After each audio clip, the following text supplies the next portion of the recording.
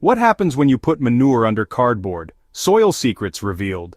If you've ever wondered what's really going on beneath your garden mulch when you layer manure under cardboard, you're not alone.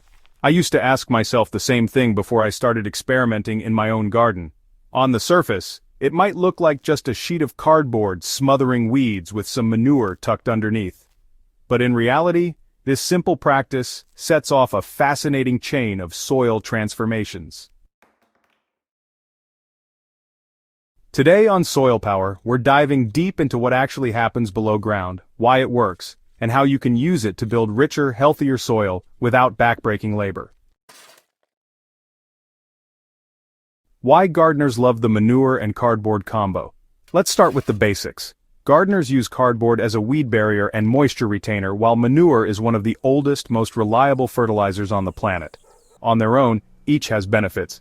But when you combine them, you create a soil-building powerhouse. The cardboard suppresses weeds, blocks sunlight, and forces roots to decompose. Manure, on the other hand, is teeming with nutrients and microbes ready to feed your soil. Layering manure underneath ensures that all those nutrients seep downward into the soil food web, instead of evaporating or washing away. But you know, the real magic happens in the interactions between cardboard microbes, worms, fungi, and manure. The first thing you'll notice is that the cardboard doesn't last forever. After a few weeks in contact with moisture, soil, and organic matter, it starts softening. Fungi and bacteria colonize its surface, chewing through the cellulose fibers. Fresh manure can sometimes be too hot to plant directly into because it contains high levels of nitrogen and salts. But when you put it under cardboard, the cardboard acts like a buffer. Instead of shocking your plants, the nutrients are slowly released into the soil as the manure breaks down. This is my favorite part, the worms. If you've ever lifted up cardboard that's been sitting on soil for a few weeks, you'll know what I'm talking about. Worms adore the dark, moist environment under cardboard, and when they discover manure beneath it, it's basically a buffet. Cardboard doesn't just attract worms and bacteria, it's also an excellent substrate for fungi. As the cardboard decomposes, white fungal threads or mycelium spread across its surface and into the manure. This fungal network is essential for long-term soil health. It breaks down tough organic compounds, unlocks nutrients, and even helps plants access phosphorus and water. Some gardeners notice mushrooms popping up months later, an outward sign that your underground fungal allies are thriving. When manure is present, fungi get an extra boost of nitrogen, making their decomposition work faster and more balanced. Together, manure and cardboard support a robust fungal ecosystem that benefits your entire garden bed. As all this biological activity ramps up, nutrients begin to trickle downward. Manure is naturally rich in nitrogen, potassium, phosphorus, and trace minerals. Instead of leaching away with rain, the cardboard slows their release and encourages microbes to process them first. By layering manure underneath, you ensure that your soil continues to get nourishment even while weeds are being suppressed.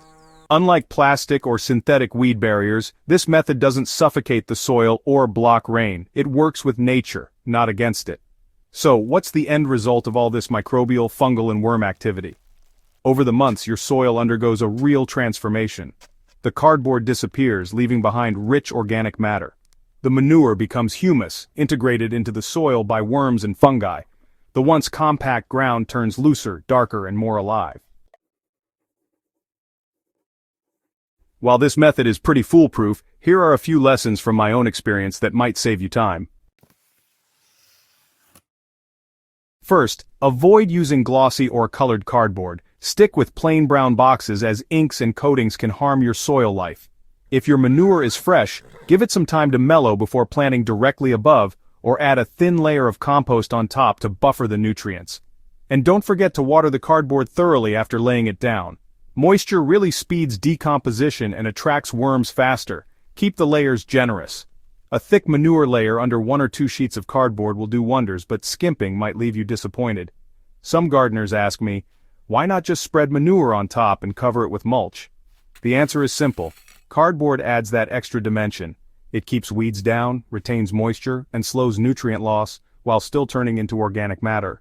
It's kind of like giving your soil a well-structured meal plan instead of a one-time snack. When you layer manure under cardboard mulch, you're not just covering weeds, you're creating a living, breathing soil ecosystem. The cardboard becomes food for fungi and worms, the manure transforms into rich humus, and the two together set off a cycle of fertility that benefits your plants for years. It's simple, it's cheap, and it works.